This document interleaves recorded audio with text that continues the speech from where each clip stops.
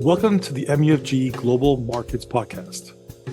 I'm George Goncalves, MUFG's Head of U.S. Macro Strategy here in the Americas, and today I'm joined by Glenn Schultz from our MBS modeling team, who is also our resident subject matter expert on all things mortgages. We're recording this as of Thursday, January 4th, 2024. Happy New Year, Glenn, and welcome back to the podcast. Happy New Year, George. Thank you for having me on your podcast. Great to have you on as always. And really, this is a great opportunity for us to kind of have this virtual fireside chat where you can go into the agency MBS related themes that we put together and you contributed to the 2024 outlook that we published late last year and are recirculating over the course of January. But let's just jump right into your views and what shaped a lot of the thinking that you have for this year, starting off with issuance. So, net issuance in 2023 ended up being closer to the top end of your range. Maybe if you could kind of just explain why, and then what are your views for issuance as we look forward to 2024?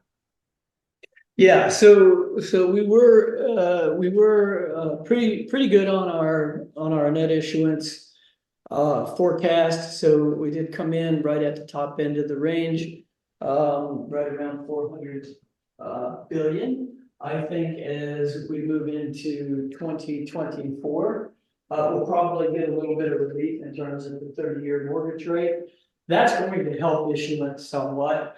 Housing affordability obviously is going to be, a headwind towards issuance. So our expectation is that we're probably going to see a net issuance number right around about 500 billion. So we're going to be up about 100 or so billion from the previous year. But I still think in terms of the issuance numbers, 2024 theme is going to be relatively low net issuance and relatively low net new supply coming into the agency MBS market. Thank you. And I guess along those lines and related to issuance in general, there's a view related to mortgage prepayments. And so, refis in general probably are going to be a low risk, and thus we won't see much coupon stack migration. But why don't you kind of through the lens of mortgage prepays, what are you thinking about that? Mm-hmm. Yeah, so as we move through 2024, I don't think that the prepayment theme is going to change substantially, even if we get a slightly lower 30-year mortgage rate. My thinking is that right now we're looking at around 3 to 5% of the coupon stack is in the money. That's not meaningful. A decline in the 30-year mortgage rate of even 25 or 50 basis points. That's going to bring some of the newer production into the money.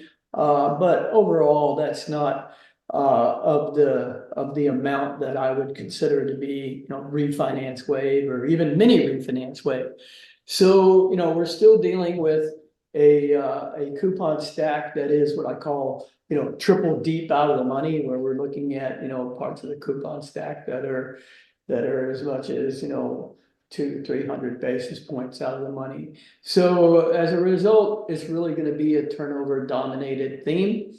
I think that we're probably going to see peak prepays somewhere around the 10-15 CPR number in aggregate in the summer months. And that's about as good as it's going to get. So once again, we're kind of looking at the story where carry is going to be king, and investors are going to have to find relative value across the various different stories that are in the agency MBS market as far as specified pools. That said, I still think there's lots of relative value opportunities out there for these astute investors. Yeah, no, and also just maybe before we get to the last point, but related to that is also just broadly the basis and the range that we had last year going into and out of the summer, and what motivated you to change that view and where we last ended, and then looking forward for this year, we penciled in the outlook a 100 to 160 range where be buyers of dips on much wider levels than where we are now, but not really expecting a repeat of what we saw in 2023, with the target of again 100 pips being the lower end. So, why don't you kind of walk through like the logic of last year and what we think about this Yeah. thesis? Yeah, so we started last year, we had a target on the basis of 100 basis points, so we were very precise there. There was probably a little hubris in that because we'd had a pretty good run on our basis calls, so I get pinpoint accuracy, right? And that was really predicated on our issuance supply for 2023. So coming into 23, relative to the market, I think we were really very much on the low end as far as net issuance was concerned.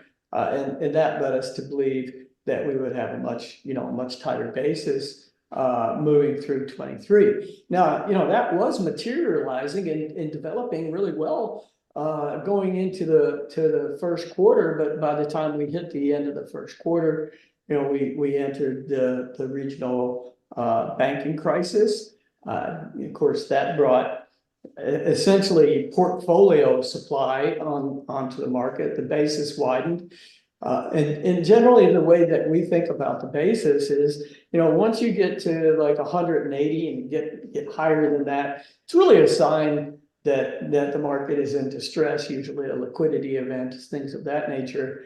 And by June we had reached north of 190 basis points. So it was a very pessimistic environment. And given the portfolio supply that had come onto the market, we really reevaluated what our basis target was against that backdrop of, if you will, call it organic supply, plus this new sort of portfolio supply that came into the market. And that's what led us to kind of put our range of 120 to 130. We missed it by about 8-9 basis points. I think we closed 138, 139 in December. So, overall, it wasn't bad performance on our basis calls, especially when you consider sort of the environment that everybody was operating in.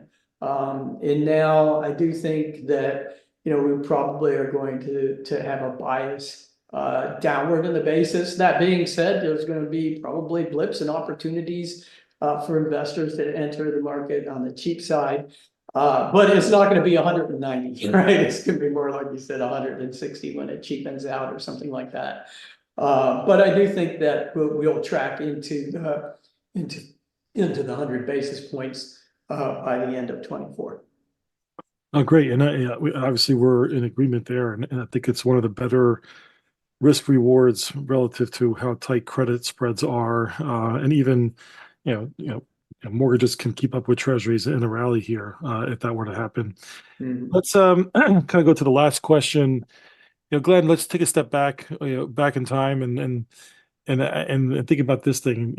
In November of 2022, so now going on a year and change since you penned the article, "The Second Golden Age of MBS."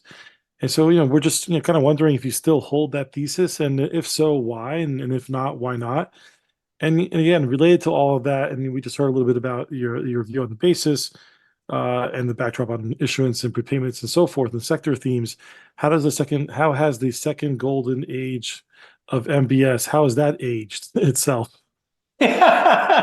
Well, yeah, I still like the second golden age thesis. I'm relatively undeterred on that, and I really haven't sort of moved off of that. Obviously, again, we have the banking crisis, which threw a bit of a wrench into it. But if you look across the history of mortgage-backed securities, that's kind of the theme, right? We get these like little mini explosions here, there, and the other place, usually related to poor risk management.